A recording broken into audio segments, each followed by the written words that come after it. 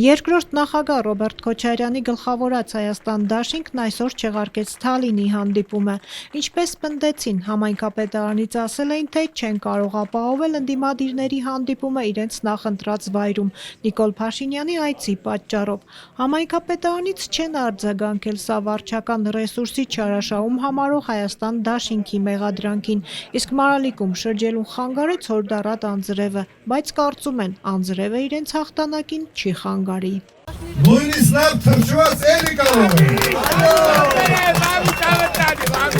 Անձրևը գնալով ուժեղացավ ու հանդիպումը Հայաստան դաշինքում ընդգրկված դաշնակցության գրասենյակ տեղափոխվեց։ Մարալիկցիներից մեկը մտահոգ էր ու հետաքրքրվեց, թե ինչ է սպասվում հայ-ռուսական հարաբերություններին։ Կամ խզվում է, կամ ախպերություն է, ասաց Քոչարյանը ու հավելեց. ամեն ինչ ընտրողի ձեռքում է։ Այն խոսույթը, որ այսօր պաշտոնյաները ունենում են այնտեղ, ուղղակի մի բանի մասին է խոսում, որ ինչ-որ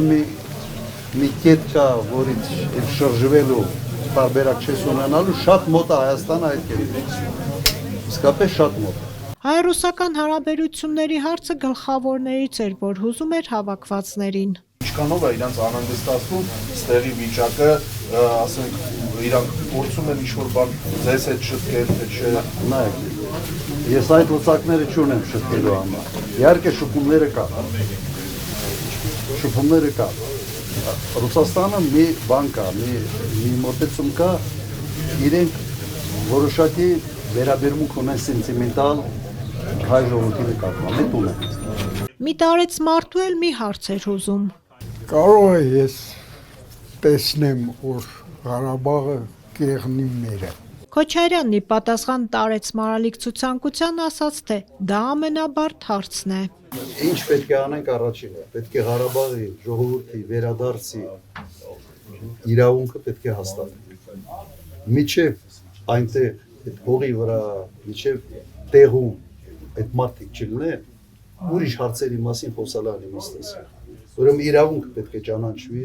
վերադարձի իրավունքը, վերադարձի իրավունքը ենթադրում է անվտանգ վերադարձ, անվտանգ վերադարձը նշանակում է որոշակի երաշխիք։ Եթե սա չկա, այն մնացածի մասին խոսակցությունը ավելորդ խոսակցություն։ Քաղաքական այս ուժը հայ-ադրբեջանական խաղաղությունը հնարավոր է համարում երաշխավորների պարագայում, որ երկրներին է տեսնում որպես երաշխավոր, հետաքրքրվեցինք երկրորդ նախագահից։ Նայեք, ես թվում ամենից լավ ֆորմատը հենց այդ Մինսկի խմբի ֆորմատն էր, այդ պետությունների ֆորմատը, Ռուսաստան, Միացյալ Նահանգներ, Ֆրանսիա։ Եվ կարծում եմ ինքը ժամանակին աշխատող ֆորմատ էր, չնայած հակասությունների իրար մեջ, բավական արդյունավետ աշխատել են երկար տարիներ։ Եվ երբ խոսում եք երաշխավորների մասին, երաշխավորները պետք է կարող պետություններ ունեն, պետք է հնարավորություն ունենով բավարար հզորություն եւ ազդեցություն միջազգային ասպարեզում ունեցող երկրները պետք է լինեն։ Չի կարող օրինակ Կենիան կամ Նեպալը երաշխավոր ունի այս համաձայնագրի։ Ամենայն հարգանքով այդ երկրների Առանց երաշխավոր չի լինի, ասես։ Դուք բերեք գոնե մեկ օրինակ, երբ կոնֆլիկտից հետո խաղաղություն է հաստատվել առանց երաշխիքային համակարգ։ Իհարկե չի։ Որովհետև եթե չկան երաշխիքային ընդհանրապես համակարգ, նշանակում է մեկ բան։ Խաղաղությունը կախված է լինում մեկ մարդու ցանկությունից, տրամադրությունից։ Սա խաղաղություն չի։ Սա նշանակում է, որ կա ուժեղ կողմ, կա թույլ կողմ, եւ միշտ այս թույլ կողմը ճնշված վիճակում է լինում։ Տվյալ դեպքում Հայաստանն է։ Կամ պետք է ստեղծես այդ ուժերի բալանսը, ստեղծվի հավասարակշռություն, իսկ դրա համար տարիներ է պետք։ Սա է շատ պարզ տրամաբանություն։ Ֆրանսիայի Ռուսաստանի Միացյալ Նահանգների նախագահությամբ գործած Մինսկի խմբի լուծարումը խաղաղության պայմանագիր ստորագրելու Բաքվի նախապայմաններից էր։